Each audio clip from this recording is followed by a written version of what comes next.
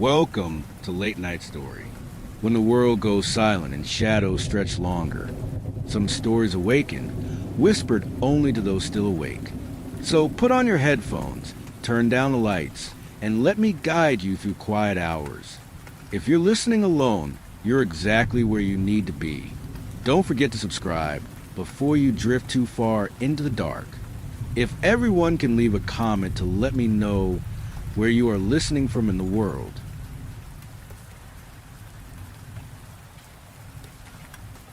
Story 1. I'm a famous author. I've never written a word of my books. You've seen my books. No, I'm not going to tell you which books, nor who I am, so don't ask. I assure you, though, if you're a big reader, or even a sort of reader, then you probably read, or at least heard of, some of my stuff. My stuff in the hypothetical sense of the phrase. As the title says, I was never actually the one who wrote my books. Again, don't ask me who really did not because of privacy or theft laws or anything. I just don't know. I used to be a plumber of all things. Not the most glamorous of professions, but paid pretty well, seeing how almost nobody wanted to do it. My dad trained me right out of high school, and pretty soon I'd save enough to move to my own apartment. A few years later, I decided I may as well sell my soul and get locked into a mortgage, because at least then the rent money wouldn't be going to waste. The idea was to get a few roommates and have them pay for my house instead. But I'm a private person. It's not that I like living alone, per se, but I never had many friends growing up. I didn't know who to invite to the other rooms, and the idea of strangers moving in with me. I read, that's what you do when you're 26 and you don't have friends. You read books and pretend you do have friends, and when you finish one book and realize you're still alone, you pick up the next one. It's a bit like alcohol. You have to drink another glass in the morning to recover from the damage of the glass from the night before I accept. Nobody ever applauds you for getting drunk as a hobby the way they do for reading. If that all sounds like a terribly depressed way to view life, well, it's probably because I was AM. However you want to say it, I was in what you might call a drought period. One of those times when you read something exceptional the month before, and now you can't find anything that compares to it. I tried a few series, but nothing piqued my interest, and I'd all but given up, resorted to watching FRINDS for the 30th time instead. That's when I found the basement. Basement is a strong word. Crawl space is more accurate. I was pulling up the carpeting in one of the guest rooms during some renovations, and there it was, this flat door with a brass handle on the closet floor. Like any new homeowner, I opened it and hopped down. Rot and mildew and something metallic, all bundled into one, said maybe a cat had died here. It was 4, possibly 4.5 feet tall. I had to stoop all the way over to shuffle forwards. I was barely 10 steps in when it appeared on the ground. A stack of papers. They weren't in any sort of an envelope. No rubber band holding them together, or even a staple.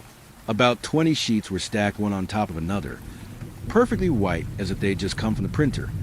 Even though nobody had been down here for years, judging from the age of the carpet. The passage ended a little after that. So I grabbed the papers, climbed out, and closed the trapdoor. It wasn't until that night, when I finished tearing out the carpet, and the emptiness of the house was getting to me, that I actually stopped to read the papers. The story on them. I was enthralled. I didn't move until I finished them. But each word, each sentence, gripped me and dragged me in. It was real. That's what it felt like. The story on the paper was reality, and my life was the fake thing made of ink. If only I could keep reading, I could keep living. And I turned the last page. The story stopped mid-sentence. I flipped the pages over and over, hoping somehow I'd missed a page, that there was more. I reread the entire thing. Then again. I didn't sleep that night. The next morning I called in sick. I paced the house. I tried watching TV. I tried reading, but nothing worked. I was obsessed. I had to finish the story, but the ending didn't even exist. After 2 days of this, I'd had enough. I'll bury it, I thought. I'll bury it, and my mind will accept it's over. Instead of digging a hole, though, I went back to the crawl space.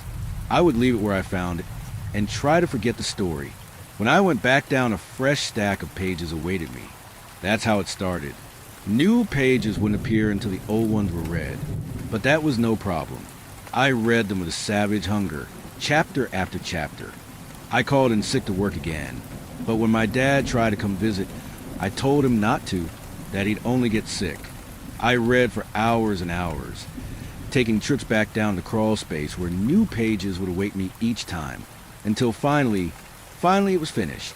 The end. I popped down one more time, just to see if there was some sort of epilogue, but the crawl space was empty. The story was over. For weeks I searched online for clues about who had written the story. Nothing came up. I reached out to the past owner of the house. "There's a crawl space?" they asked me. We never knew. I sat on the book for weeks and weeks, obsessed but resolved to give it up, to put it past me. Eventually, I reached out to some literary agents. One more sip of alcohol to cure the hangover. From what I hear, it takes months and months of waiting to hear back after you reach out to agents. The ones I reached out to took days. Each of them requested to read the whole book, and each of them offered me contracts within the week. "You're the best writer I've ever signed," said the agent I went with. I didn't correct her. Publishing went much the same. It should have taken months. Within weeks, I had signed with a major publishing house. The editing process that should have taken months took days. "I can't imagine changing a word of this," my editor told me. "You're an amazing writer." I said nothing. Most authors face mediocre success at best. The ones you hear about, those are the exceptions. For every career author, there's 100 authors that never make back their advance. That should have been my expectation. But even then I knew something was different about this book. Not just the way I'd found it, but the things it did to me, to others. It was enthralling in the way a blind kitten crawling toward a cliff is enthralling. Once you glance at it, you can't look away. Sure enough, it was a bestseller. It won awards. I earned back my advance in weeks. They invited me to talk shows and conventions, but I declined them all. "Don't get used to this," I told myself. It was one book. It wasn't even yours. The inflow of money was great, fantastic really, but I didn't quit my regular job. It wasn't like I'd be writing another book, and eventually everybody would calm down. They'd forget about my book, and I'd be forgotten. The friends would stop calling. Things would go back to normal. And then one night, when I couldn't sleep, after I'd spent hours staring up at the ceiling of my lonely bedroom, I went back down. Some deep, slumbering part of me had already known they'd be there. The new pages.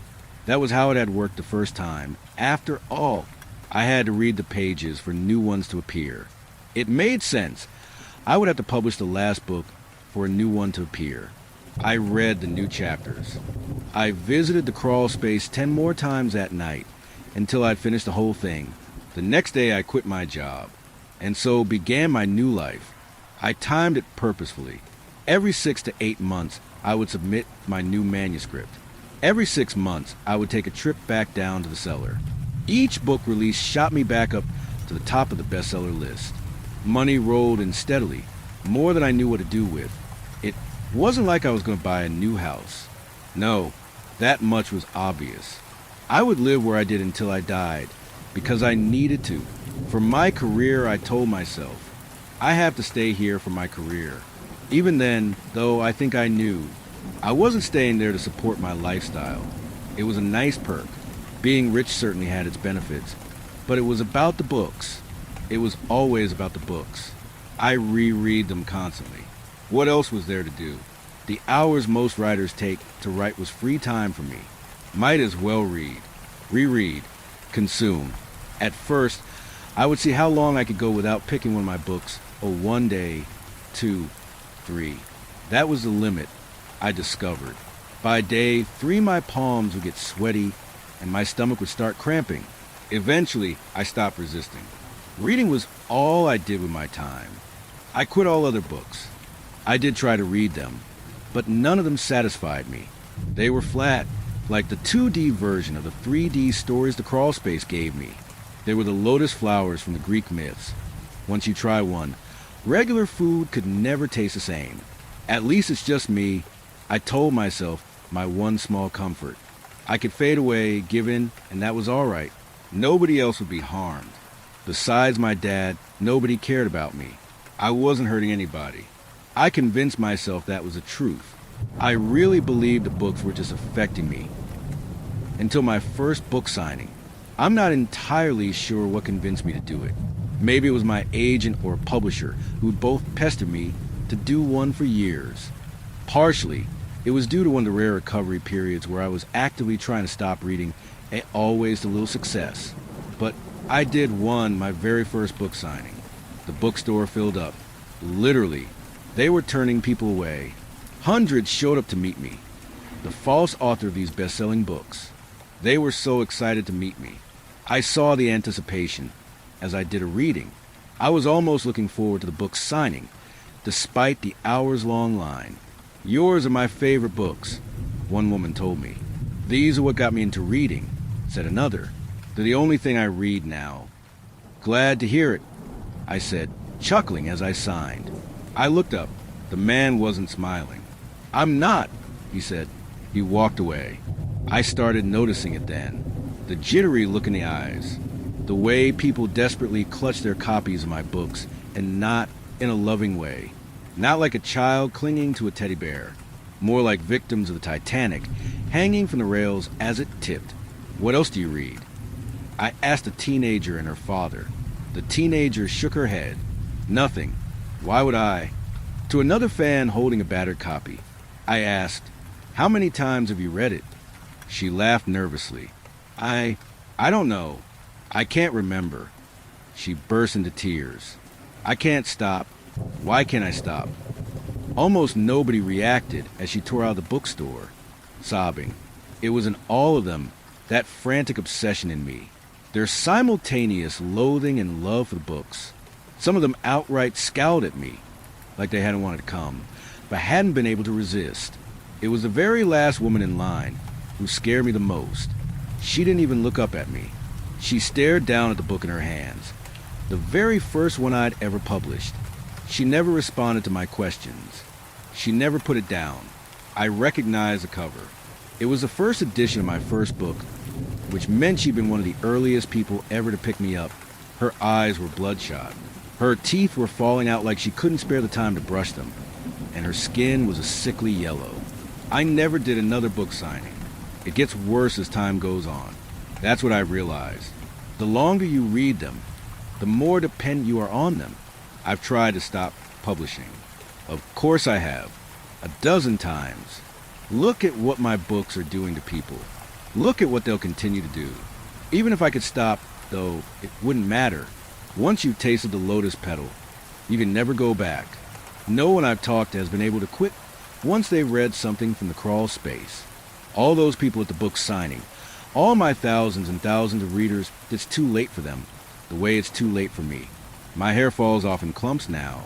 My skin is yellow and my teeth, nearly all of them are gone. Even so, I continue, year after year, climbing down through that trapdoor, sending off my manuscripts to the publisher. I can't stop. I don't want it anymore. It's easier to just give in. Sip by sip by sip. It's almost a relief to grab the pages the crawl space gives me and pump them out into the world. That's the only way I get more of them, and it's not like I can write my own stories. This entire time, I've never written a word myself. Not one. Not even these ones.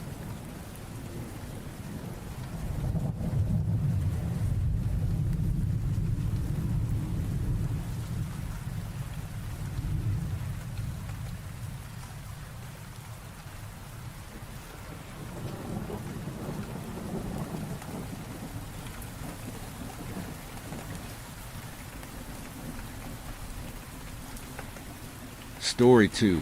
We serve everyone here at Smiley's, no exceptions. Part 1. If you told high school me I'd end up working at a fast food restaurant after college, young me would be pretty upset. I had straight A's, a nice Ivy League college chosen, and a sweet scholarship. College went even better. I was getting A's in everything, was popular, and played sports. Everything was going my way, until my accident. Turns out it's usually a good idea to look both ways before you cross the street.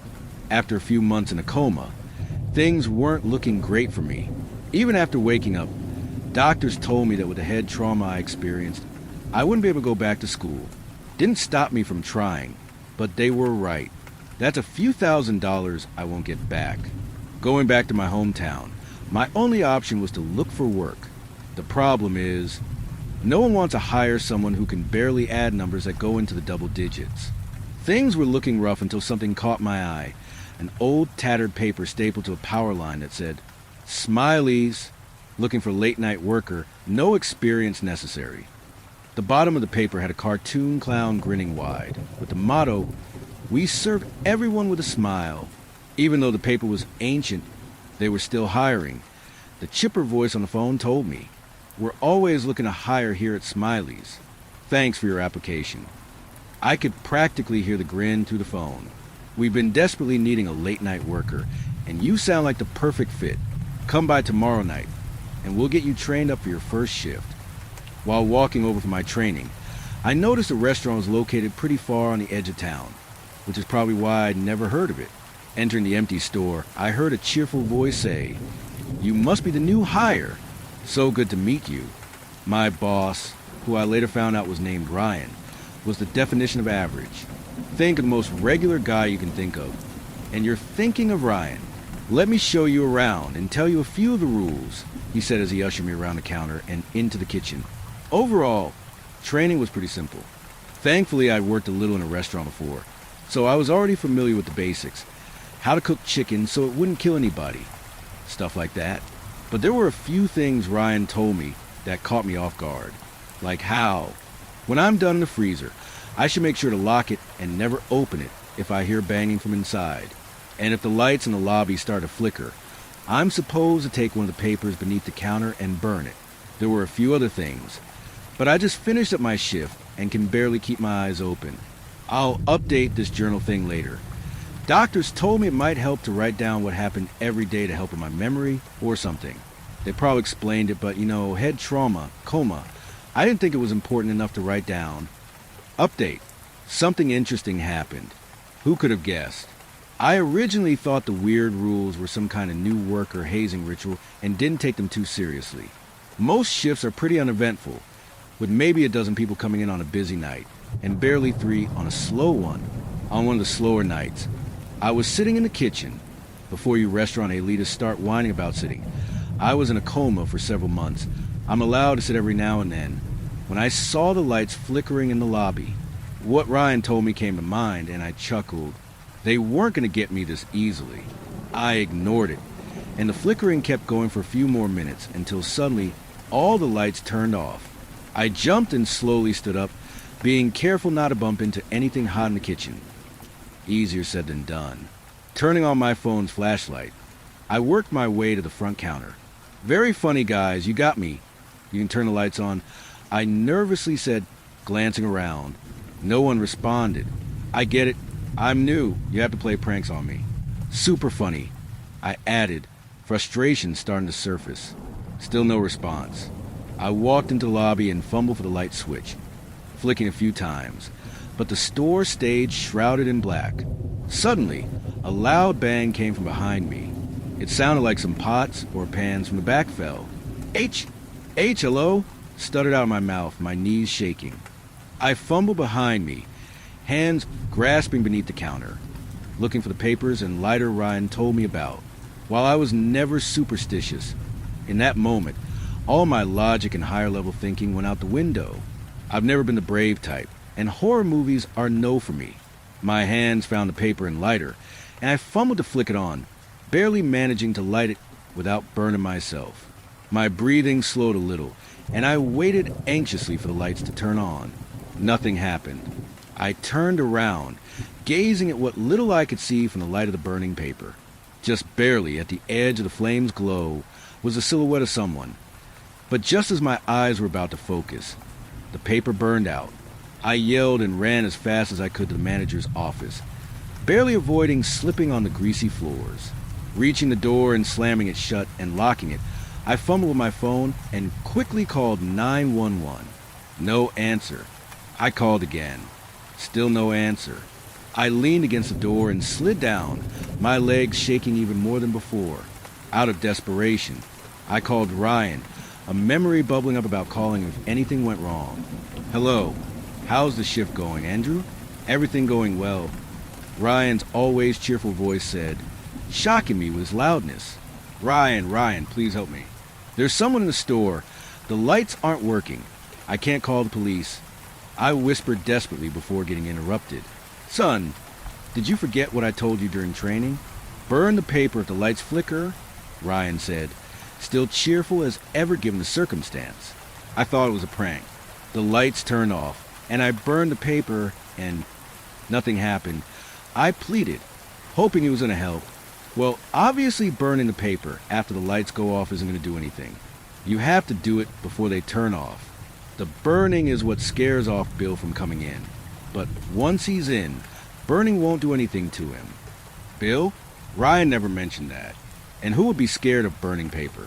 A global warming activist? My mind was desperately looking for answers. Now that he's in the store, he won't leave without a stern removal. Where are you right now? Ryan asked. The manager's office. I whispered, desperately listening for any sounds from the kitchen. Good. Look in the drawer. There should be a crucifix in there. Now, I don't like using it. It tends to upset some of our special guests, but it works as a backup. What do you mean, crucifix? Am I in a horror movie? I whispered aggressively, trying to keep my voice down. Well, how else are you supposed to get Bill out? He said, as if he were answering a basic question like if the sky is blue. He won't hurt you. Not as long as you have the crucifix. Just hold it out and walk around the kitchen until the lights turn on. With that, he hung up, nervously. I fumbled around the room until I found the crucifix Ryan was talking about. Peeking out the door, I slowly walked into the pitch-black kitchen. Holding the crucifix in one hand and my phone flashlight in the other, I crept through the kitchen. Each step felt like a century. I pleaded silently that Ryan was right. Approaching the front counter, I heard what sounded like a sharp exhale coming from right in front of me. And suddenly, the lights turned on. My head quickly turned, scanning every part of the kitchen, but found nothing. Whatever had been there was gone now. I breathed a sigh of relief and wanted to sink to the floor, but then I heard honking coming from the drive-thru. I looked at the cameras and saw someone sitting at the window, waiting to order. From that shift on, I started listening to all the rules Ryan told me about. I already wrote down 2, but there were some more. If you hear something in the drive-thru headset talking about taking your soul, read the laminated paper by the window. If you find weird pieces of unidentifiable meat mixed in with the fried chicken, fried in the special fryer, and then put in the bottom of the warmer for our special guests. Speaking of guests, Ryan told me it's incredibly important that no matter what, we always serve everyone, regardless. They really take the whole. We serve everyone with a smile to heart. Now, before you judge me for not quitting on the spot, the job paid really well, and it was the only place that would hire me. Ryan promised nothing bad would happen as long as I followed the rules. And honestly, I was curious. I found out that some of the store's regular visitors usually get a name. I already had the pleasure of meeting Bill, and apparently, there are quite a few more. But Ryan said he'd tell me about them later. That's all I can write for now. I try to record some of my other encounters with the visitors of the store whenever I get the displeasure of meeting them. We serve everyone here at Smiley's. No exceptions. Part 2, I'm back again. Bill hasn't gotten to me yet, though he's tried. If you're a bit confused by that, long story short, I worked a midnight shift at a fast food restaurant that has some weird rules. Last time I didn't follow them, the Shadow Man, known around the store as Bill, tried to steal my soul, or order some chicken tenders. I didn't really stop to ask. Anyway, I said I would write down if I encountered any other visitors of Smiley's, and boy, have I. At around 3 a.m., I was waiting at the drive-thru window, looking at my phone, when I heard a tap. I looked up and almost jumped out of my skin. All I could see were a pair of long, gangly legs that looked like they were wearing what was left of suit pants. The tapping continued, and the source came into my view, a long, slender, gray hand. I desperately wanted to ignore this customer, but ignoring would be breaking one of Ryan's rules, and I did not want a repeat of last time. Slowly pulling the drive-thru window back, I said in my best, I love working here, and am definitely not freaking out voice. Welcome to Smiley's. What can I do for you today? A voice that reminded me of my chain-smoking grandma, only deeper, answered, Can I have the 3 combo? Odd choice. Apparently even freakishly large. Lanky men still enjoy chicken nuggets. But who am I to judge? That'll be $8.99, I said hesitantly. I didn't really know how he was planning on paying, but at this point in the job, it was almost automatic to say it. Keep the change, Mr. Lanky said. That's what I decided to call him until Ryan tells me what his name is and handed me $15.65. I have zero clue where he got this money, and honestly, I don't care. He tipped me better than the normal customers do. I went to the fryers and started cooking fries while getting his nuggets ready. The container at the bottom of the warmer was full of odd pieces of meat, if you could call it that, and I tried to find the most nugget-like ones. I ended up picking what resembled a chicken heart, a few toes of some kind, and a fish eyeball, which I'm pretty sure blinked at me when I picked it up. With Mr. Lanky's order packed up and put in a bag, I braced myself and opened the window again. Here's your order. Have a smiley day. The cheerfulness was really struggling. Mr. Lanky reached down and plucked the bag with 2 of his long, gangly fingers and began to walk away. I quickly closed the window and with a sigh of relief, released all the tension that had built up in my body. Taking a quick glance, I saw a car pulling up into the drive-thru. I turned my headset on. Welcome to Smiley's. What can I do for you today? I answered. This time, the joy of seeing a human being made it easy to be cheerful. Yeah, can I get a 2 combo with a large fry, please? The voice asked through the drive-thru headset. As they asked, I heard banging coming from the freezer. Sorry, we're out right now. That overall was on the tamer side of encounters I've had. After I told Ryan about Mr. Lanky, he told me his official name was Nuggets. I wasn't the only one to notice his ordering habits. Ryan also started telling me about some of our other customers and the best ways to serve them. He gave me a pamphlet with the words Smiley Special Guest Reference on it. He told me it had a list of customers and how to interact with them. I skimmed through it, looking for our friend Nugget on there, and yep, I saw him. Just the name, though. None of the entries have pictures. Not surprised. The only thing to keep in mind for him is to not look at his face and give him an eyeball if you have one. I knew the eye was a good choice. I decided to keep the pamphlet with me next to the drive-thru window. Ryan said if anything weird started to happen when someone was ordering, just check the pamphlet. I tried to read through it, but there are a lot of entries, and my head starts hurting after reading 2 or 3. If anything unusual, or at least more unusual than normal, happens, I'll use the pamphlet and figure out what to do. Thankfully, I didn't need the pamphlet for a few days after Ryan gave it to me. The shift was going smoothly. The floors were swept, sauces stocked, read the Latin sheet into the drive-thru headset, and wrote down what we were low on. The store was extra slow, with no one ordering for the past 3 hours, and the time was dragging on. I sat in the kitchen, watching the drive-thru cameras, begging for something. My freezer buddy hadn't banged on the door all night, and I thought he might not be feeling good. Then the cameras turned black, blinking and rubbing my eyes. I looked again, absolutely black. I looked out the window, same thing, a pitch black void. I got up and walked to the drive-thru window and could hear something coming from the drive-thru headset. It squeezes my head, so I take it off if no one's ordering. The sound coming from the headset was pure static. The pamphlet was in the corner of my vision. I picked it up and skimmed through it, looking for anything that would help. I saw, if you hear a dead relative. Nope. Mannequin-like appearance. Not helpful. Static in a headset and pitch black outside. There we go. I skimmed it, trying to figure out what to do. The pamphlet said, bag of 6 combo, large fry. And that's what I did, bracing myself. I pulled open the window and went to hand the order out, but forgot 6 combos come with 4 tenders, not 3.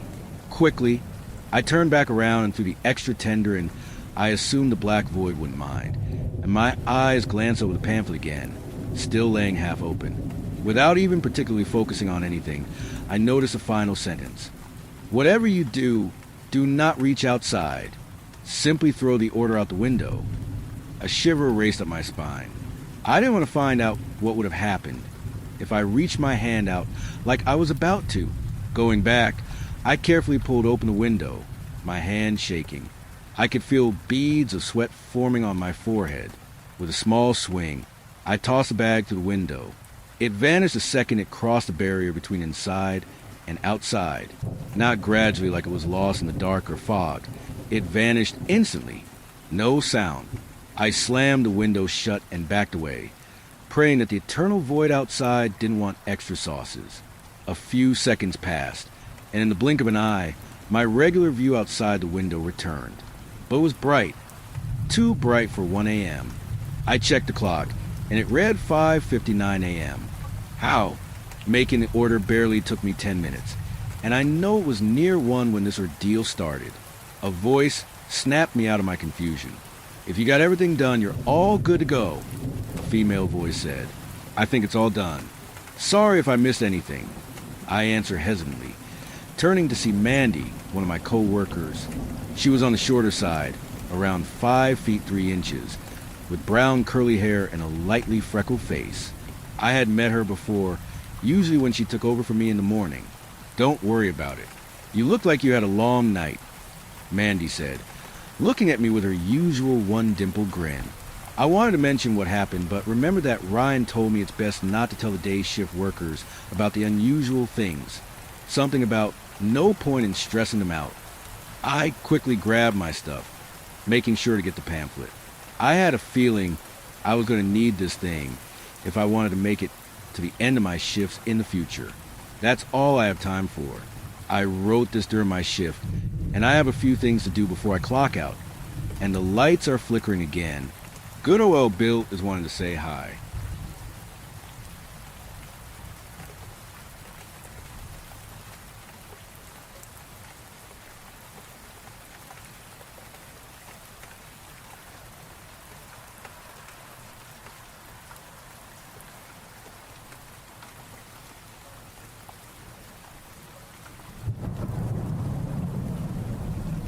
Story 3. My daughter hasn't been the same since the accident. Sorry, I didn't know where else to turn for help. My daughter hasn't been the same since the car accident last month. She used to be your typical happy-go-lucky kindergartner. As long as you didn't run out of snacks, she didn't run out of joy. Sure, she'd get cranky if she went to bed late, or had too much time on her tablet. Mostly, she was a little ray of sunshine bouncing around the house, humming tone-deaf songs with a confidence only a small child could muster. But not since the accident. It wasn't really that serious. Just a simple right turn. A horn. Glass. Airbag. My nose felt like it shattered. Honestly, that was the worst of it for me. Sophia was in the back seat, asleep in her booster. She barely stirred. The ambulance came, and the medic took a look at us both. They said since Sophia was a minor, they had to take her in for observation. At the hospital, they had me wait out in the waiting room while they check her over, and let me know it would be best if they kept her overnight. I watched as they wheeled her off to another room, her sweet little hand poking out from the blankets. I never should have let her out of my sight. When I picked her up the next morning, she was quiet and withdrawn, but happy to see me. She wrapped her little arms and legs around me, almost as if clinging on for dear life. "It's okay, sweetie," I soothed as I twisted back and forth in our embrace.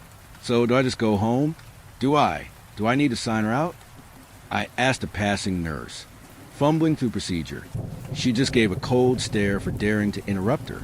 "You can go home," she said finally, eyeing me as though I were an insect. I carried Sophia out of the hospital and got on the bus to go home. The nurse, with her cold blue eyes, created a feeling of unease and soured the rest of the day. Sophia was a little quiet when we got home and didn't have much of an appetite. Still, I left out some carrot sticks and Teddy Grahams for her to nibble on if she was up for it. I had to get a car, and maybe that's why I didn't notice her strange behavior at first. My insurance didn't cover very much of the vehicle replacement. In fact, it barely covered any. I guess that's what happens when you can only afford the bare minimum. I scoured online, called dealerships, and finally when I found a car, I scheduled an appointment to go in and test drive it. I texted my ex-husband to pick Sophia up. It was his custody weekend. And as usual, he wasn't answering his texts, and he wasn't here to get her. Sophia was so good at the dealership.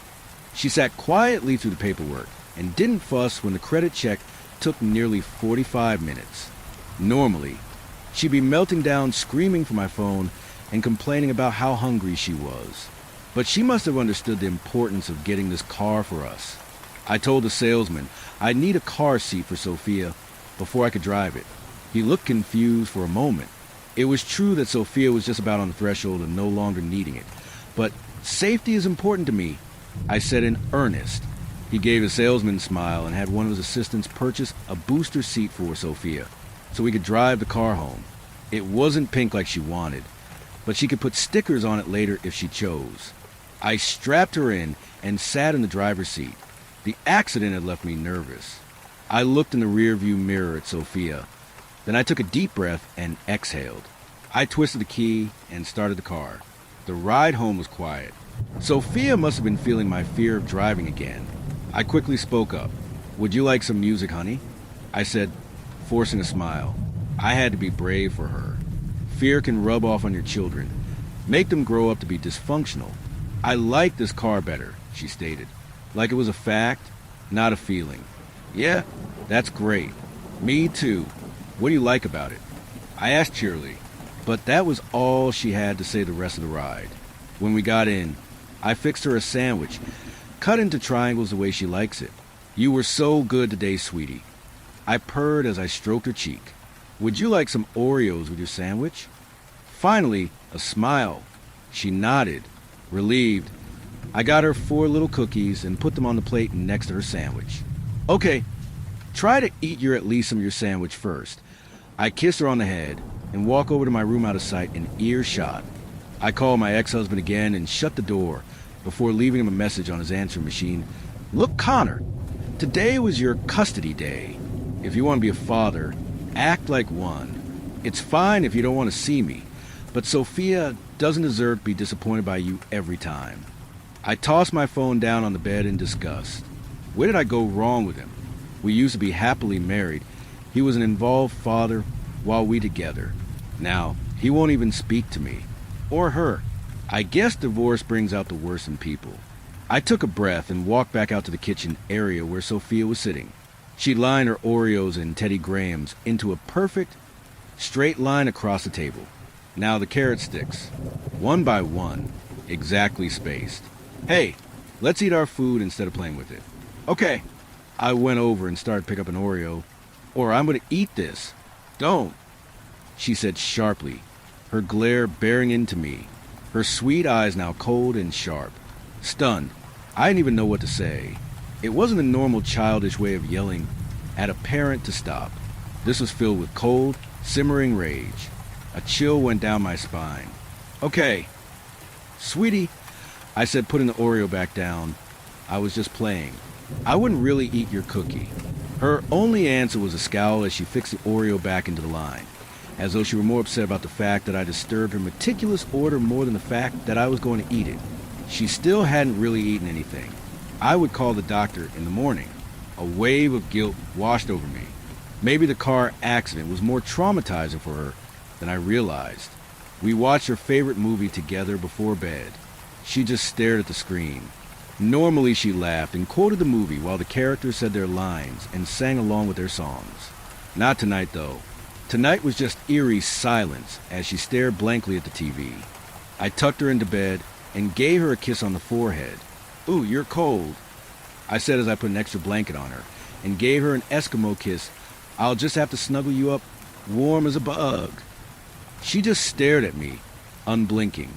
Unsettled, I sat up on her bedside. "Hey, honey, I know you had a long day, and it must have been really scary being in that little accident. Do you want to talk about it?" She continued to stare for a moment. "Daddy can't stand the sight of you." The level of vitriol made my stomach turn as I involuntarily jerked back. "What?" was all I could stammer out. "You ruined everything," she hissed at me, her eyes pure hatred. Unable to gain my composure, I stammered that those words weren't very nice before standing up. "Good night, Mommy," she said sweetly, my little girl again, holding her hands out for a hug. I gave her a hesitant hug and a kiss on the cheek. "Sweet dreams, cupcake.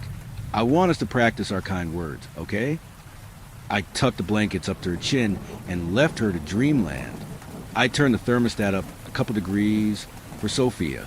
Connor must have been talking to her. Where else would she get that anger? Those accusations? I picked up my phone and saw that I finally got a text back from him. Stop contacting me. That was it. I didn't get any sleep that night. The next morning, she was sitting on her bed staring at the wall. Silently, I called up her pediatrician. She wasn't listed as a patient anymore. She had been removed from the practice. Who removed her? I demanded.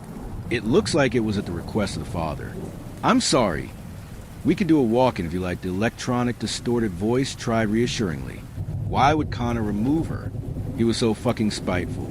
Quelling my anger, I got Sophia in the car, buckled her into her booster seat, and nervously sat in the driver's seat. I could feel the cold terror as I sat there. This car just made me feel claustrophobic, and the seatbelt trapped me into it. I looked into the rear view mirror at Sophia. Deep breath, exhale, turn the key, and drive. I got her to the doctor's office and walked up to the receptionist. Hi, we used to be a patient here. We still are, I said almost frantically. The receptionist just smiled that sweet smile young nurses do. Okay, no problem. We can get you back in system. Great. Sophia's been quiet and acting a little off. We had an accident the other night. Nothing serious. But she had to stay for observation. For good measure. But, she's not eating or playing really, I said, starting to ramble. All right, we'll check her out. Her name? The receptionist said sweetly. Sophia Brown. I said, I was going to kill Connor later. Why would he do this to her? It was one thing to take me off his insurance. But removing Sophia from the doctors? I hated him with every fiber of my being in that moment. Birth date? The receptionist frowned, snapping me out my train of though. I rattled off her birth date and address. The receptionist getting more uneasy as I did. Is she here? She asked, looking concerned. Yes, she's right. I looked over. She was gone. Sophia? I looked frantically around the office. She must have gotten outside, I said as I ran off. I could feel the panic welling up in my chest. The receptionist was making a call as I ran down the hallway and out to the parking lot. She was gone. I was about to call the police when I saw her sitting in the car, buckled up, ready to leave. I flung the door open. Sophia, I shouted angrily. She didn't react. Sophia, why did you leave? I demanded. She was looking pale. I didn't leave, she protested in her sweet little voice. A police car pulled up and an officer got out. Ma'am? Samantha Brown, he asked. A knot formed in my stomach. Why would he know my name? Yeah, I'm here to get my daughter looked at. I trailed off as I gestured at the car. You need to leave the premises, he continued unfazed. But my daughter, I said, feeling the rage bubble in me. His expression made it clear he wasn't going to budge. What had Connor told them about me? Please, I just need to get my daughter looked at. She's sick, I said, pleading to a face showing no signs of pity. If you don't remove yourself from the premise, I will have to take you, and he said with an unreadable expression. It was clear I wasn't getting past him. I didn't argue. I couldn't be arrested. What would they do with Sophia? Why wouldn't he listen to me? I got in the car and slammed the door shut. The ceiling felt lower. The walls pressed in. I put my hands on the wheel and saw them shaking as a wave of anxiety crashed over me. Deep breath, exhale, turn the key and drive. I looked in mirror at Sophia. She was quiet and expressionless. You can't do that, Sophia. You can't leave me like that, I said, failing to hide the tremor in my voice. We rode in silence for a moment. I'm hungry, she finally piped up. I started laughing with relief and pulled into a 7-Eleven. Okay, what do you want? I said, unbuckling her. Oreos. She chirped. We walked into the store and she squeezed my hand. I promise I won't leave you again, Mommy. We got our snacks. Oreos for her and a soda for me. I got her back in her seat and felt the cold dread as I stared at the driver's side door. I did not want to get into that metal coffin. I could feel the nausea well up in my throat. With a shaky hand, I got back into the passenger seat, swallowing hard. Deep breath. Exhale. Turn the key. Just turn the key. Drive. We made it home. Sophia didn't really eat more than a bite of her Oreos, but that was still something. She was still looking pale. "Honey, you really need to eat something," I said gently.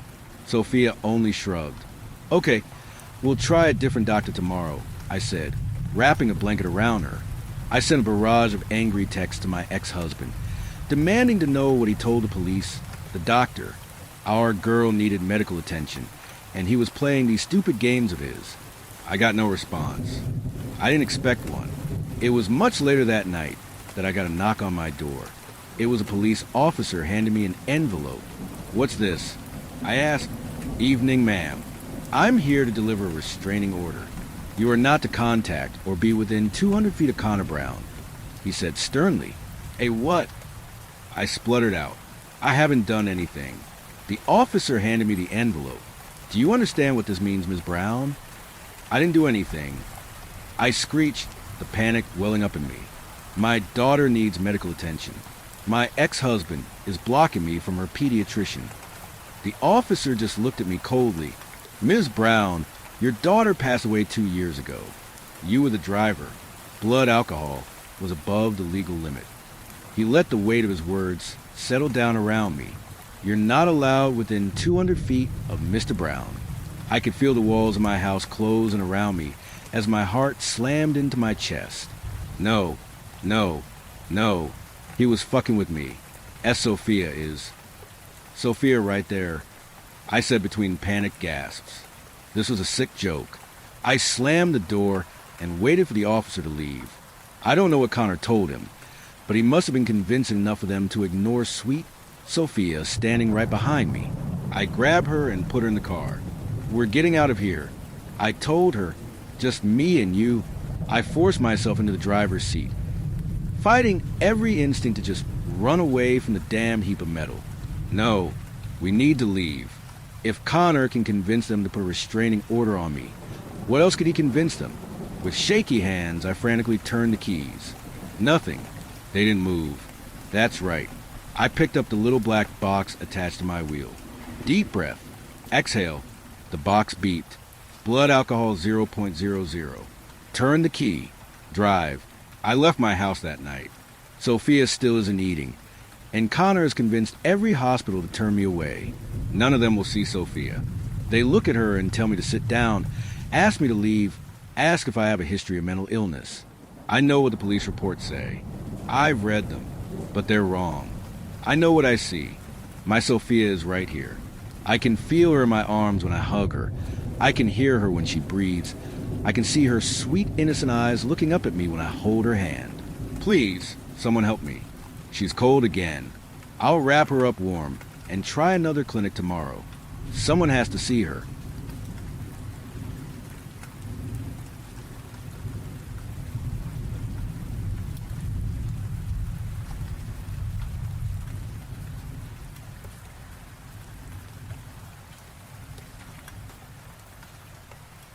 Story 4. I heard a scream in the middle of forest. Nothing could have prepared me for what it was. I took a day off to clear my head. I was admitted to hospital a day before due to fainting, after blood results came back normal. The doctor said it's purely psychological.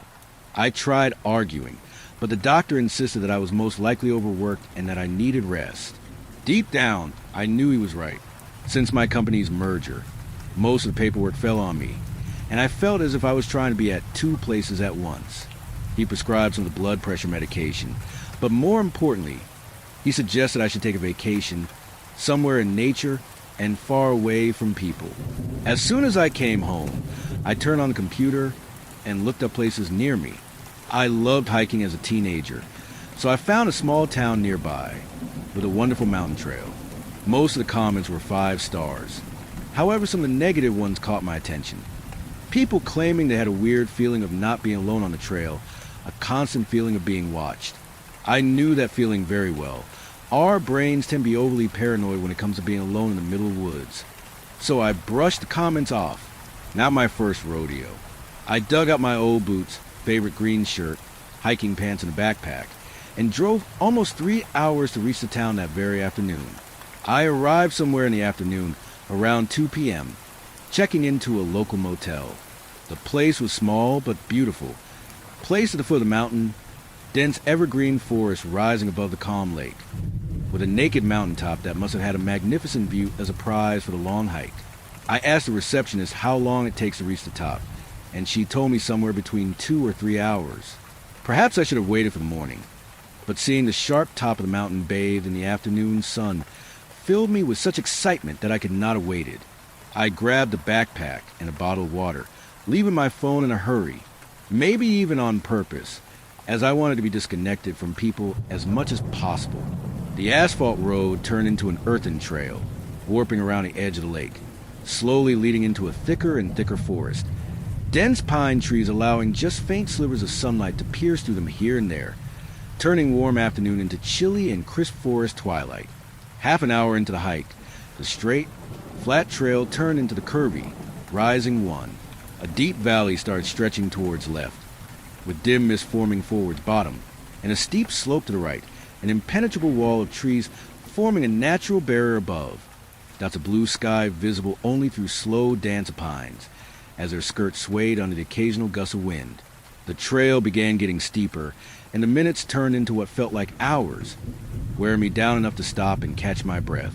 I reached into my pocket by the reflex to check the time, and remembered I had left my phone in a room. I did not wear a watch, and with very little sunlight, it became difficult to tell the time. Just as I was debating whether I should give up and go back before night could reach me, I heard a muttered shriek up ahead on the trail that froze the blood in my veins. Every instinct screamed inside me to just turn around and run. But I had to check. It might have been another hiker that needed help. I started walking slowly on the curved path, unable to see what was behind the corner. Another scream came, but this time I could clearly hear the words. "Let me leave. Please let me leave." This time, I needed no convincing from my instincts. Something was very off here, and I didn't dare checking what. I turned around the trail, and I ran for so long until fatigue eventually caught up with me. I bended, hands on my knees, letting my lungs catch up, but also lowering the tone of my breathing as much as possible, trying to hear something. Anything. The woods were silent. Way too silent. Aside from the breeze squeezing the heavy forest that made leaves hiss silently. Nothing else could be heard. I found that more unsettling than calming. More so, I had a strong feeling of being followed. I went on as another hour passed, maybe, and the trail seemed never to be never-ending. I don't know if it was because I was trying to leave as soon as possible or because everything looked more or less the same. I passed the corner of the trail in a hurry. My shirt caught on the thorns of the bush, growing by the trail. A piece of my favorite green shirt was left hanging on the bush, but I did not care. I just kept walking, passing another corner several meters in front, this time a bit more carefully, not to scrape another bush. Adrenaline rush and fear from the scream must have distorted my sense of time. I looked up. The sunlight pierced trees in the same manner, which meant it was still the day. It did not feel like it should have been a day by my objective feeling. So much time has passed that by now it should have been the night. I brushed off the feeling, continuing down a descending curved road, not waiting to check if someone or something was really following me. I had to stop again soon, as muscles in my legs were burning from the long walk, and a new type of fear started to creep on me. Have I been lost? I have been walking back for so long, way longer than it took me to get upwards, right to the place where I heard the scream. No matter. That must mean that it should take no more than an hour, and I will finally be out of this forsaken place. I kept walking and walking. For what seemed another hour, my anxiety and fear growing bigger with each step, that I thought about leaving the trail and heading straight down over the curved slope. I immediately pushed the thought back. That is how most of the hikers get lost, by leaving the trail. So I started running. I just want to be back in my motel bed and out of this gloomy forest. I ran and I ran, left and right, through the ceaseless curved path. As I cut the corner, I felt sharp pain on my torso, and I stopped with a yelp. A bush scratched my exposed side, and what I saw made me run cold sweat. On the bush that scratched me, there was something, a piece of fabric, green fabric, like the one I had ripped from my shirt earlier. In agony of realization, before I could contain myself, a scream left my mouth. Let me leave. Please let me leave.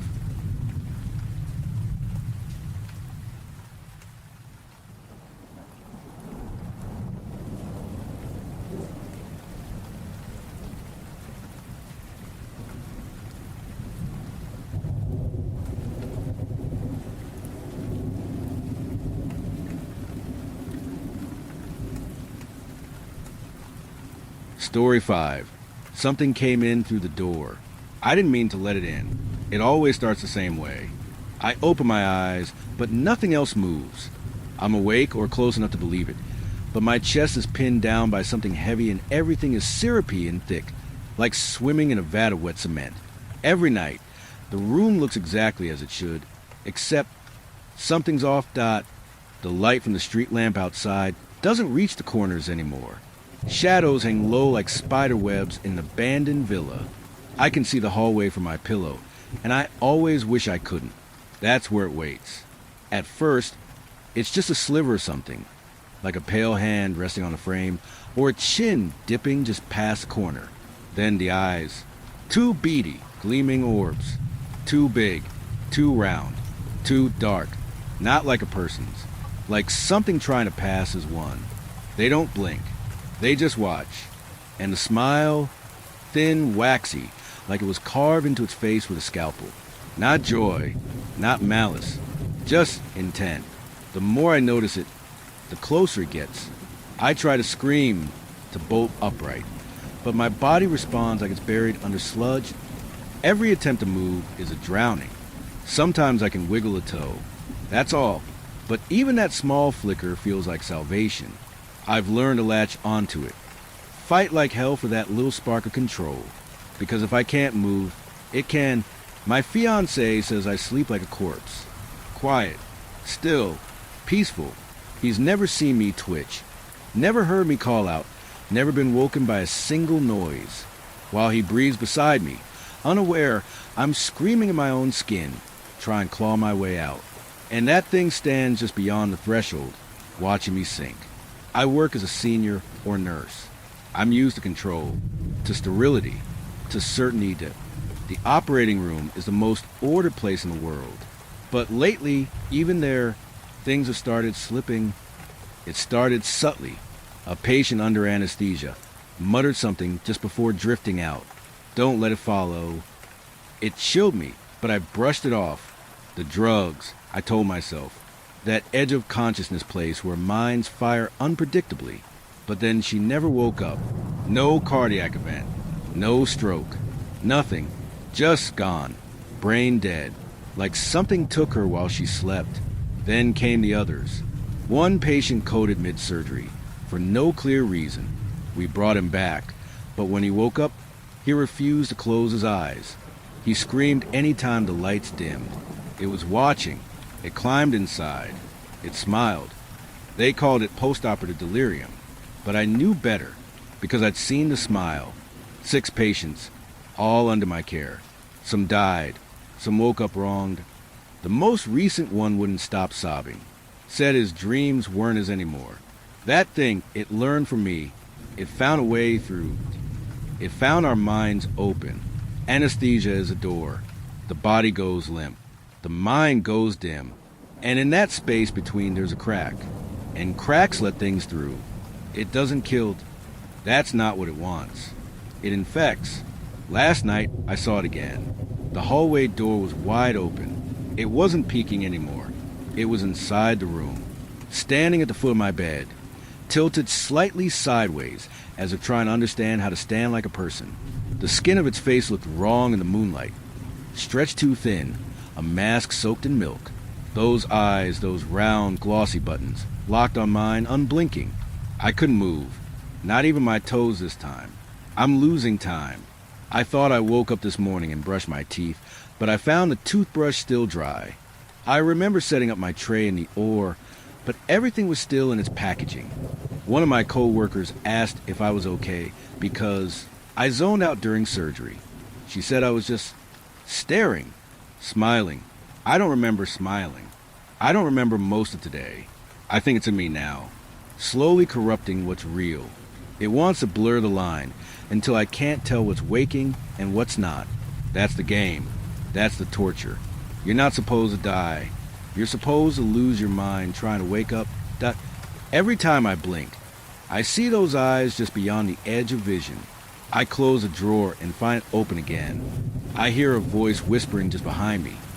But there's never anyone there. Sleep is no longer a relief. Being awake no longer feels safe. Because I'm not sure I ever am. Please believe me. Don't trust the waking world. Check your mirrors twice. Look away from dark hallways. And whatever you do, when you feel your limbs go heavy and the air turns thick, don't look at the corner of your room. That's where it begins. And once it knows you've seen it, it never leaves.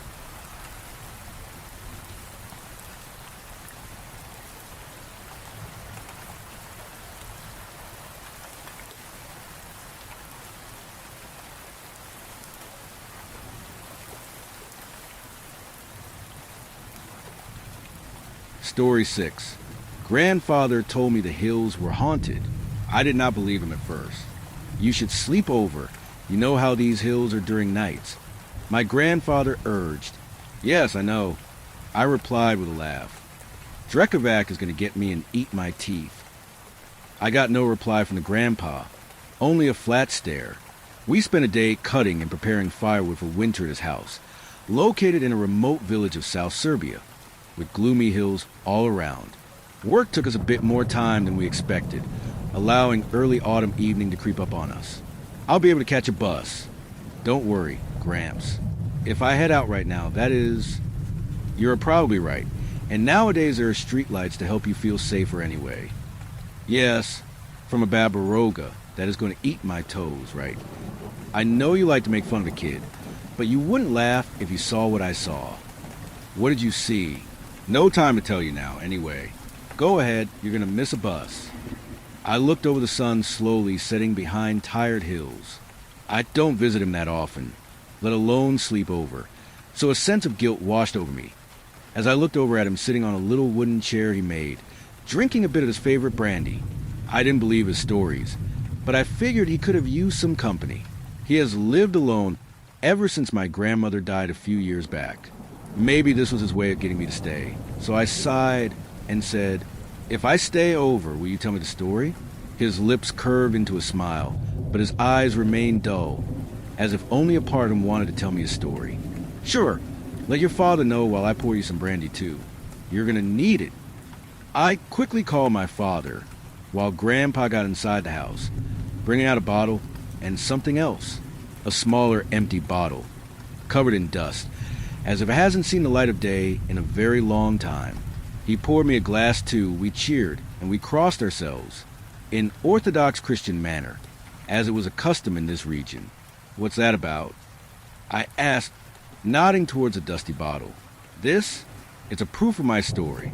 There is a reason I don't go out in these hills during the night, and that I don't want you to go either. Tell me, son, what do you know about the history of this place?" "Of the village? Not much. Of this whole region, I meant the hills and mountains? I don't know. Well, under Ottoman rule, there were a lot of skirmishes here during the war. Our ancestors and Ottomans fought often, stripping each other of corpses of weapons and anything of value for that matter, as resources were scarce. War was ongoing, so there was no time for funerals. Bodies were being left to rot in the middle of woods, and it is believed their restless spirits still haunt these hills. Chills ran down my spine. Even though I did not believe in unnatural things, I read about these events in history, and for most parts they were correct. Slavic forces and Ottomans often had several battles here several hundreds years ago. When I was young, maybe a bit older than you, I was getting back from the town, on foot. I went there to sell a bag of tobacco that I harvested on the market. Your generation is so lucky not to have to do that." He laughed. "It is a long walk, and the night caught up with me. I had some luck to have a bit of moonlight here and there. Otherwise, it would be pitch black. Several kilometers away, though, I suddenly started hearing music. Out of nowhere, from what I could gather. It seemed as if I ran into a wedding. A wedding? In the middle of night? In these hills? Yes, exactly. Just as a cloud started covering the moon, I cut the corner, and right there in the field, there were 20 to 30 people from what I could gather, as I could only see their silhouettes. I found it weird, too. People in the middle of cold night, out in the nowhere. But for some reason at the moment it made sense to me. One of the men started walking towards me, telling me they are celebrating and offering a drink to me. The last trace of smile left my grandfather's face, and his voice became dead serious. I was hesitant at first, but he insisted. It was a cloudy night, and I had to walk a bit more to my home, so I thought, why not? I could use a drink. So I took the bottle he was offering. He turned to me, a grave expression on his face. Tell me now, son, what did we do right before we emptied these glasses? He gestured 2 empty glasses in front of us. I stared at them blankly for a few moments before remembering. We crossed ourselves? Right. And so did I, back then. See, it is not just a custom. By crossing yourself, before you drink, you are calling the Spirit of God to you, to drive away evil. I know it sounds silly, but we have been doing it for centuries now. Before I drank back then, I instinctively crossed myself. As soon as I did it, it was like I had woken up, like I had been pulled out of the dream, or a nightmare for that matter. Music stopped, people disappeared, and the scariest part is, I was not even in that field. Where were you? I found myself on the edge of the bridge, as if I was getting ready to jump down, right where the rocks in the river are. I am sure this was the devil's or some restless spirit's way of tempting me into harming myself. And that crossing myself was a divine intervention. That is why I never walked over these hills during the night again. Do you know how I know I was not dreaming and that all of it was real? Grandpa finally asked. How? Everything else disappeared, but when I finally got back to myself on the bridge, this was still in my hand. He said, lifting a dusty old bottle.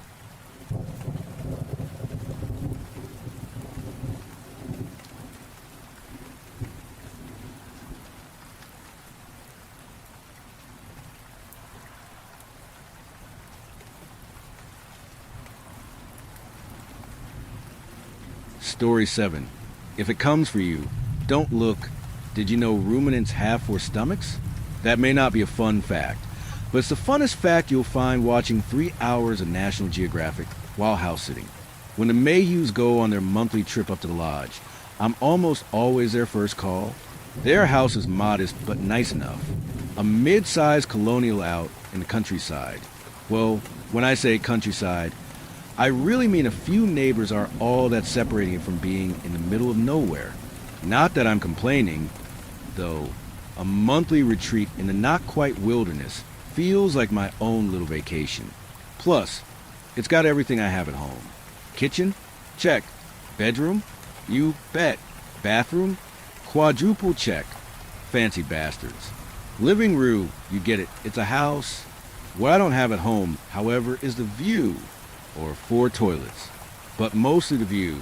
A spacious deck overlooks about 2 acres of flat, open fields. At the far edge, a row of pine trees marks the beginning of a dense, impenetrable forest. I almost never see trees back in the city, or stars, for that matter. It's why my favorite spot in the house is a small, off-white sofa tucked in the corner of the Mayhew's living room. Don't get me wrong, the sofa itself is ghastly. It has an illegally aggressive floral print. It's yellow with age and God knows what else. And the back springs dig into you like the quills of a porcupine. But it has the perfect view of that yard through the sliding glass door.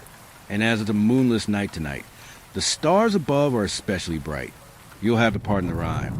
That Nat Geo special on even-toed ungulates just ended, and now they're playing a rerun of Nature Explorers, a kid's show which, if you haven't seen it, brutally subject its viewers to non-consensual rhyming.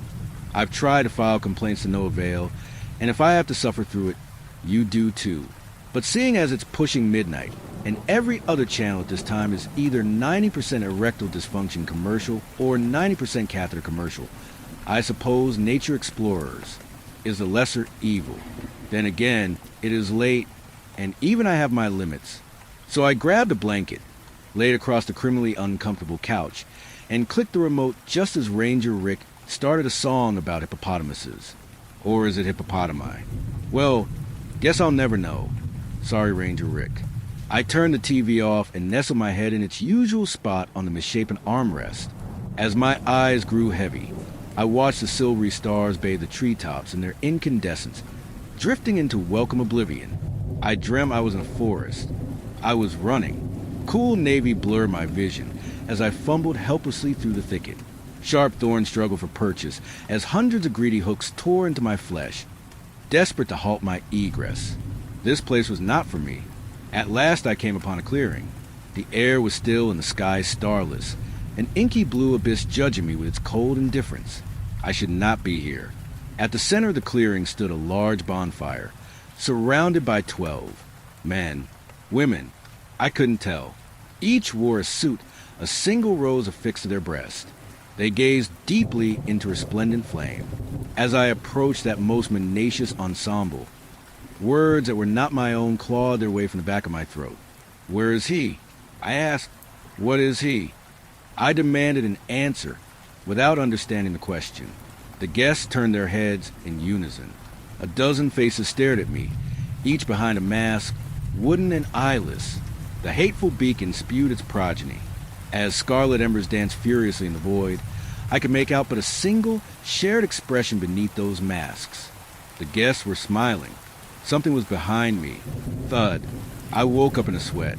Thud. Thud. I pulled my face from the jewel-speckled cushion and turned to the source of the noise. I screamed. Less than 20 feet away, a man stood behind the glass, blindfolded, pressing desperately against the door. His clothes were tattered and dirty. Black, sweat-soaked hair clung to his face, and a million ruby beads strung the scratches adorning his skin. But even in that disheveled state, I recognized the derelict. Jimmy? I asked softly. He banged his fist against the door again. Let me in, he mouthed, the sound partially muted by glass. Jimmy, what the fuck are you doing here? I asked louder than before, but equally concerned. Jennifer, he started. You have to let me in. Please, hurry. What the fuck happened? There's no time, please. I ran back to the couch, frantically searching for my phone. He banged on the door again. Jennifer, please, let me in. I extracted the phone from between the cushions and ran back to the door. Hurry, Jen. Please. Hold on, I said. There's a security code I've just got to find. Please, let me in, he cried. I fumbled through the phone, desperately searching for Mrs. Mayhew's text. Found it, I said. I punched the code into the keypad, and it chimed approvingly. Jimmy slid the door open and ran inside, knocking me to the ground. Jimmy, what's going on? Should I call the police? I asked. He ignored me. As quickly as he'd opened it, Jimmy slammed the door shut and ran his shaking hands against the wall. After a few seconds of panic probing, he found what he was looking for. Waves of red fabric billowed across the door as the silk curtains were released from their hooks. I picked my phone up from the floor. It beeped distinctively as I typed in the number. What are you doing? Asked Jimmy, exasperated. What do you think? Calling the police? I said. N.O., he screamed, knocking the phone out of my hand. What the hell, Jimmy? What the fuck is going on? I asked, anger eclipsing my terror for the briefest of moments. We need to shut the blinds. All of them, he barked. They're already shut, I said. The owners insisted. Something about energy efficacy. Jimmy took a shaky breath and let out a sigh. His hands fumbled behind his head as he untied the blindfold. When the knot was finally loosed, he paused, and then gingerly lifted the cloth from his face. He hesitated for a moment before opening his eyes. When he did, they welled with tears. Jimmy, I began. It was no use. He collapsed to the floor in a fit of tears. He was hysterical. It's okay, Jimmy, you're safe, I said, not knowing if it was true. Let me call the police, they'll... No, you can't, he sobbed, his body heaving on the ground. Okay, I said. Come here. Let me help you to the couch at least. It's better than the floor, I assured him, not knowing if that was true either. He nodded weakly, weaving my arm under his shoulders. I helped him to the still warm sofa. By the time he was seated, the tears had mostly stopped. The purge of emotion, whatever had been its source, seemed to be complete. Unable to hold my fear-laced curiosity back any longer, I seized the opportunity. "What the hell are you doing here, Jimmy?" He sniffled. He started. "I came back to see a friend. Jimmy moved out of town a few months ago. We had a big going-away party in Mr. Mallard's class and everything, but he knew perfectly well that wasn't what I meant." I said, "but what are you doing here?" "You know, banging on the door, blindfolded and bloody. Clothes torn to shit at 3 in the morning. Jimmy looked at the ground in silence. "Okay," I sighed. "Can I get you anything? Some water? Bandages? Food? When's the last time you ate?" No, I'm okay," he lied. "What about a smoke? Do you still smoke? I've got a lighter in my..." "I'm fine, really." He lied again. "You obviously aren't fine, Jimmy." Silence. "It's okay," I told him. "Is there anything I can get you?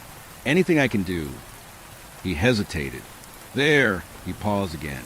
"There is something..." I grabbed a pillow from the couch and hit him with it. "Ow!" he cried. "Seriously, Jimmy?" No, it's not that. Are you insane?" We both smiled. For a moment, the tension broke, and he was back to the Jimmy I knew. But it was only just for a moment. "All right then," I said. "What do you need?" The smile on Jimmy's face faded. He turned his head, unable to meet my gaze. "I need to tell you something." "Is this about what happened?" I asked. His lower lip began to quiver, words blocked by the lump in his throat. "Go ahead," I said. "It's okay, you can tell me." His eyes welled once more, but this time he choked back the tears. "There's something in the woods," he said, "and it sounds like a goat." He forced the words out, solemn as an executioner. I chuckled nervously. "Are you sure it's not just a goat?" "No," he said emphatically. "It's not. It might sound like one from a distance, but..." He trailed off for a moment.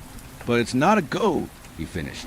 "And no matter what happens, you can't, under any circumstances, look at it." Jimmy paused, sensing my consternation. I was worried, more so than before. Back in school, before Jimmy moved away, it was an open secret that he was a bit off. Mentally, I mean, he was never violent or anything. Didn't go around assaulting people cause the voices told him to, or whatever. He was a sweetheart. He even volunteered at the nursing home. But if he was ever off his meds, well, let's just say he could get a bit paranoid. "Jimmy," I asked, "this is another wasp lady incident again, is it?" He was clearly offended. "No," he said. "It's nothing like that. And you know Miss Fletcher kept wearing that striped shirt on purpose." All right, I said calmly. "But Jimmy, you said that this goat thing..." "It's not a goat." "Right? Sorry, this not goat thing. You said you can't look at it." Jimmy nodded. "So, does that mean you put that blindfold on yourself?" Another nod. "And these scrapes on your skin, the tears in your clothes, that's because you were wandering the woods? At night? By yourself? With a blindfold? That you put on?" He hesitated before nodding once more, this time with a palpable tinge of shame. "I know how it sounds," said Jimmy, "but you need to believe me. Please." "I believe you," I said, "but just so we're clear, you're still on your meds, right?" He pursed his lips and the room went quiet. I had my answer. "I need to go," Jimmy said, standing from a seat. "Wait, I'm sorry," I protested in vain. "I'm just trying to understand." "It's not that," he said. I just need to leave." Jimmy strode past the sofa, searching for the front door. "Wait, let me call a cab at least. Or my dad. I can't let you go out by yourself like this." He ignored my pleas. "There isn't time. It's almost...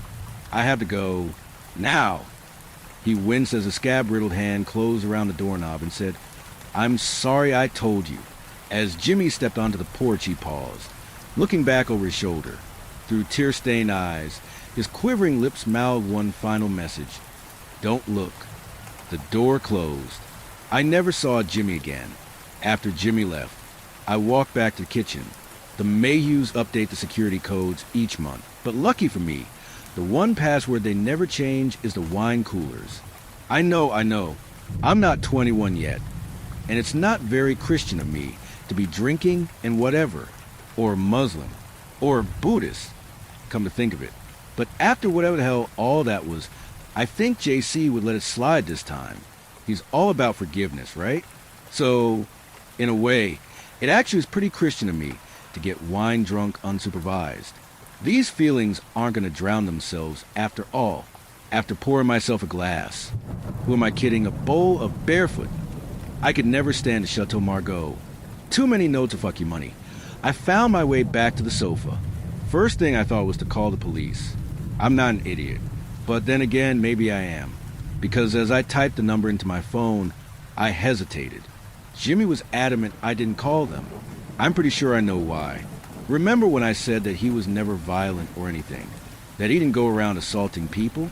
Well, that was mostly true. Spraying Miss Fletch in the eyes with bug spray wasn't technically assault. It was battery. But the bitch really was asking for it, if you ask me. Unfortunately for Jimmy, the police didn't agree. Gave us a huge lecture on how dangerous it was. Toxic chemicals, flammable aerosols, yada yada. But after that, we all knew he was on thin ice. If I called the police, if Mr. Foster found out his son came all the way back to Clark's Creek, running around the woods in the middle of the night talking about goats, he might actually institutionalize him this time. As unsettled as I was, I couldn't risk that happening to Jimmy. Not yet, at least. I sighed and slid the phone into my pocket. Basin in hand, I went back to the couch to sit down and click. I jumped, nearly spilling a bathtub's worth of wine. The TV came to life, but I'm scared Ranger Rick. His teeth are so long and his fur is so black. I looked down and saw a small plastic obelisk protruding from under my thigh. Idiot, I told myself. It was another episode of Nature Explorers, but I don't think I've seen this one. Why? That's okay, Jenny Rick said. Sometimes nature can be scary, but it's also beautiful. And what do nature explorers always do? The kids answered in unison. We look. Oh, great. Get ready for a song. Oh, when we feel small and scared inside, what do? Sit up, stand tall, and open our eye. Click. That was enough of that. After the brutal assault on my ears, I suddenly remembered how much I detest that show. But more importantly, I also remembered I forgot to reset the security system after Jimmy left. I pulled up the code on my phone and made my way across the room. Parting the curtains, I began to enter the sequence when a soft note echoed through the glass. Bah, it was quiet, almost inaudible, but it was there. Hello? I asked, peering through the door. Darkness, against my better judgment. I flicked the switch and made my way onto the newly illuminated deck. The strain would groan under my steps as cool, midsummer night air kissed my skin. Jimmy, is that you? I said, knowing perfectly well it wasn't. I waited. Bah, this time it didn't sound like a goat. It sounded like someone pretending to be a goat. And despite that bizarre syllable, I could clearly tell who it was. Nice try, Jimmy, I said, sighing with relief. You really got me. Congrats. Go on. Let's hear another. I smiled, waiting for a reply. Silence. And then my smile dropped. A shrill, otherworldly cry flooded the air. Distorted, like an elk in heat or a dying caribou. I tried to drown out the noise in vain. The fell sound pierced me to the core. Hands over ears. I ran back into the house, slammed the door closed, and shut the curtains. Through them, the lights bathed the room in a soft, crimson glow. I punched 9 digits into the keypad to arm the system, and then 3 more into my phone. I waited with bated breath as it rang. 911. Please state your emergency. I heard at last. Hello? Yes, I'm at 66 McGuffey Lane, the Mayhew's place. I think there's a wild animal outside in the yard. A wild animal? Yes, I think so. I thought it was a goat at first, but... Are you sure it's not a goat? Yes, I'm sure it's not a goat. I know what a fucking goat sounds like. Asshole, and it's not fucking that. I yelled, all right, miss. Can you describe the animal, then? It sounded like an elk, maybe. An elk? We don't have elk round these parts, they said, interrupting again. Yeah, no shit. That's why I'm freaked the fuck out. Look, can you just send an officer or something? or animal control? I asked. Of course, ma'am, they replied. But they're going to need a better description than that. I didn't get a good look. I said, well, can you? They asked. I paused. I don't think I should. Silence. After a long pause, they finally answered. Look at him, Jennifer. I launched my phone across the room in a panic. Looking to the ground, I saw Jimmy's blindfold. It was torn from a t-shirt, still wet with sweat. I reached down to pick it up, but before I could, a noise bellowed from the door. Unmistakable. The sound of hooves. Clop, clop, clop. The stress which screeched fanfare for the vile cavalcade. But then it stopped. Darkness enveloped me as I turned around. Behind the silk stood a shadow about 7 feet tall, an amorphous silhouette illuminated by the curtain's crimson glow. From it, I could make out a single detail. Too long. Curved horns crowned each side of its Rorschach head. I was petrified, and then I was dizzy. My vision began to blur. By the time it cleared, I was standing right in front of the door, a fistful of silk in my hand, ready to part the veil. I released the ball of fabric and pulled my hand away. The house began to shake. Thud. I jumped back. Whatever that thing was, it was trying to get in. Thud. Thud. I couldn't move, but I knew the door wouldn't hold long. Thud. Thud. Crack. I made a beeline for the front door. I tried the knob, but to no avail. The system was still armed. I reached in my pocket for the code, but then... Shit. I tossed my phone. Fucking idiot. I tried typing it from memory. 518-010-920. It chimed angrily. 518-060-910. Wrong again. 518-150-507. Shit. I cried. Fucking Mayhews. I cursed, tears streaming down my face. In response, the shrill sound of breaking glass. Arm over eyes, I turned around and ran up the stairs. I dashed quietly down the hallway and took refuge in a room at the end. I closed the door, locking it gingerly, and scanned my surroundings.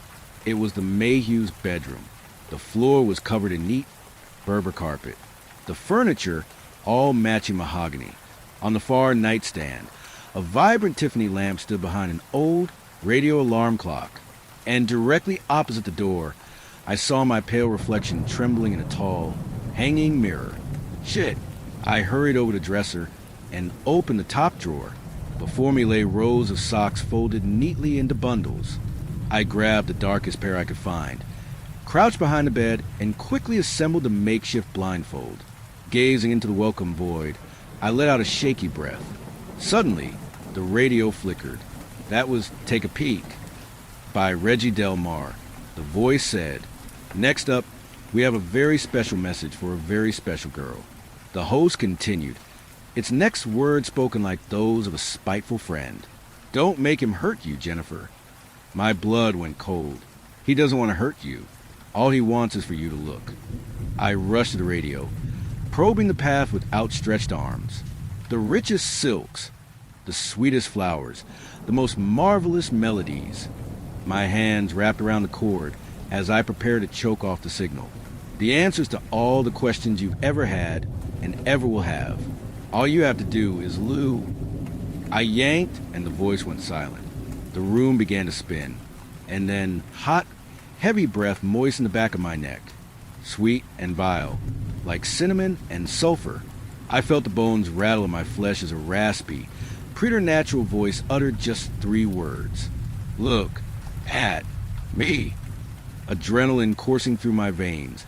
I flailed my hands in search of something, anything to grasp. Next to me, a vase on a shelf. Good enough. I clutched the vessel and slammed it against the mass, its shattered pieces reverberating with force. The creature was unfazed. It simply repeated itself in that inhuman voice, inhaling with each syllable. Look at me. Tears stained my cheeks. All I could do was gently shake my head. A great weight struck me, my ribs popping under its force like twigs. As a broken angel, I soared across the room, Icarian-like, until a bed of glass broke my fall. Sharp pain was followed by wet warmth. Shards of mirror stuck from my back like the quills of a bloody porcupine. As the great weight returned, the spines dug deeper, pain erupting from my thigh. What do nature explorers do? It asked, the facsimile riddled with static. My flesh shred to wet ribbons, as the creature lifted me slowly against the wall. In the static-laced refrain of a dozen jubilant children, it said, "We look." Pinholes of light dotted my vision as the blindfold began to tear, thread snapping after thread. I guided my hand to the closest source of red-hot pain. With a final surge of adrenaline, I squeezed my palm around a jagged, blood-slicked dagger and closed my eyes. As the blindfold broke, I pulled a shard from my gushing thigh and plunged it deep into the creature. Thick, hot ooze coated my hand as an overpowering smell flooded the room, metallic and fragrant, like rusty rose water. I fell to the ground as the creature let out an ear-splitting cry. Trampling over broken glass, I ran for the exit. Down the hall, I found an open door and rushed inside, locking the portal behind me. I cautiously opened my eyes to one of the guest bathrooms. I immediately ran to the sink to rinse the stinging ooze from my hand, staining the porcelain a blackened red. I reached into my pocket to extract what was left of the blindfold, and then I felt it. Cool, smooth metal. My eyes widened. I reached for the mirrored cabinet above the painted basin. After rummaging through its messy shelves, I found my prize. Reaching for the brush cylinder, I grew lightheaded as the edges of my vision gave way to darkness. I snapped awake. Suddenly, my dripping hand was stretched in front of the mirror. On it, bloody letters spelled 3 words. The room began to shake. Dust fell from the ceiling as the door pulsed behind me. In a frenzy, I reached to recover the bottle of hairspray from the ground. "Look at me," the thing cried. "Look at me. Look at me. Look at me." Each time it spoke with a different, ever more desperate voice. Jimmy's, the Mayhews, my mother's, my own. My shaking thumb fumbled desperately as it struck the striker again and again. The door began to splinter, just as 2 black horns breached the frame. I pressed my eyelids so tight, I thought the sacks of jelly beneath them were going to burst. First there was darkness, and then light. As the canister discharged, the mote of my hand erupted into a ball of fire. Even through my eyelids I could see the blaze, a dark silhouette enveloped by the hot glow of Promethean flame. A cacophony of anger and agony filled the room as the walking inferno retreated. As my vision cooled and the deafening screams grew fainter, I made for my escape. Pace after bloody pace, I moved over cloven scorched ground. My eviscerated feet screamed with each step, and then, so did I. With one false move, the ground vanished, and I found myself tumbling down the wooden stairs, landing with a hideous, gory snap. I tried to get up, but my right leg collapsed under my weight. With all my strength, I dragged myself across the cool tile. Warm blood lubricated the path until my outstretched arms grasped the windowsill. Using the leverage, I brought myself upright and ran my free hand against the wall. I was at the front window. I choked on the taste of ash as smoke spread throughout the house. I prodded the air with my hand and felt a table next to me. On it, a heavy stone lamp. I picked it up with all my might. I slammed it into the glass. Thud. Again. Thud. Please, God. Please. Thud. Thud. The room began to fade. Thick smoke filling my lungs. Thud. With one last shallow breath, I screamed, "Fuck you, Jimmy Foster," and drove the lamp through the window. The barrier broke into a million pieces, jagged teeth slicing me as I slid through the frame. I landed onto the dewy, early morning grass and gasped for fresh air. Clearing the smoke from my lungs, I crawled forward until... crack. I screamed. Sharp, singular pain reverberated through my very being. The worst pain I've ever felt. I turned my shaking head and cautiously peeked at the ground behind me. Protruding from my right leg, a smooth, pearly rod was snagged into the turf. Bile rose in my throat. Choking it down, I kicked my leg backward in a single, odious jerk and dislodged a bone from the soil. After 15 excruciating minutes, I made my way to the road, rolling over the wet asphalt. At last I opened my eyes. Cassiopeia, Boötes, the Big Dipper, all illuminated from below, by the smoldering home. From the corner of my eyes, dark figures formed a crowd around me. My breath began to slow. I gazed into that fading, celestial canopy as darkness swallowed a whole. I dreamt I was in a clearing. 24 arms around a beacon did raise. From that circle of flesh stepped forth one in praise. In their hands, a book of faith. From it they read, that sordid wraith, through eyeless mask a pantomime. The words they spoke were long ago pined. By froth and flame do we aspire, imbibe ourselves a black one's ichor. A coda to the creed, they did cry, Shema Mepharash, into moonless sky. I woke up to a sterile hum, and my eyes filled with icy fluorescence. I looked around. Leg brace? Check. Blood transfusion? You bet. Painkillers? Quadruple fucking check. It was awesome. Little cup of gel. You get it. It's a hospital. The doctor said it was the neighbors who found me first. When they came to investigate the blaze, they found me passed out in the middle of the road. If Mr. Johnson hadn't put that tourniquet on me when he did, the doctor says I would have bled out. So, shout out to Mr. Johnson, I guess. The first ones come see me were the Mayhews. Thanks, Dad. Truly Father of the Year. Well, Mr. Mayhew at least. Allison was at an emergency meeting with her life coach to discuss next steps. Whatever the fuck that means. Fancy bastards. But she did send some cookies and a nice bouquet. They were surprisingly understanding about the situation. Don't worry, Jen, Mr. Mayhew said. We know it wasn't your fault. Besides, it was just a summer home. We live out in the condo most of the time anyways. He was trying to reassure me. But I knew that behind the brave face, he was just as broken up about it as Mrs. Mayhew. It is a shame about that couch, though, he added. Worth a fortune. Next up was the police. They asked me what happened. I asked them the same. Dispatch received a call around 12 a.m. from the Mayhew's place. But the line was dead, they said. We went out to investigate, but by the time we got there, the place was already up in flames. I grabbed a pack of green goo in front of me and took a tentative sip. Lime. Worst flavor. Your turn, miss, said the officer. I couldn't tell them the truth, of course. Best case, they'd think I went crazy from all that smoke inhalation. Worst case, they'd think I was lying and grow suspicious. Either way, they'd never believe me. And I was not about to risk becoming an arson suspect. A part of me feels a little bad about Jimmy. But another part of me feels like if you're going to lead a surprisingly flammable goat demon to your friend, the least you can do is take the fall for the insurance. It's been 2 months since the incident, and I still haven't told anyone what really happened. Aside from my therapist, that is, Dad made me see one after I kept waking up screaming in the middle of the night. Bit of an overreaction if you ask me, but based on how she responded when I told her, I knew not telling the cops was the right move. I'm on a shit ton of meds now. Painkillers for the leg. Sleeping pills for the nightmares. Antipsychotics for the truth. Fine with me. The less I remember about that night at the Mayhews, the better. And to be honest, it was working. In fact, I had almost completely forgotten the sound I heard that thing make. Almost. It's 11 p.m. now. Almost 2 months to the day. And as I sit here by my window, gazing into that barren city sky, as I drift off to sleep, I lurch awake. A soft note echoes through the air. I should be terrified.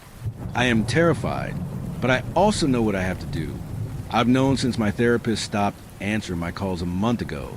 Since I realized why Jimmy was so upset that night. Why he was sorry for telling me. I didn't want to do this. I promise. But I don't have a choice. I can't face that thing again. I just can't. To whoever's reading this, I'm sorry. I'm so sorry. But when it comes for you, just remember, no matter what happens, no matter what it says, or how badly it tries to tempt you, do not look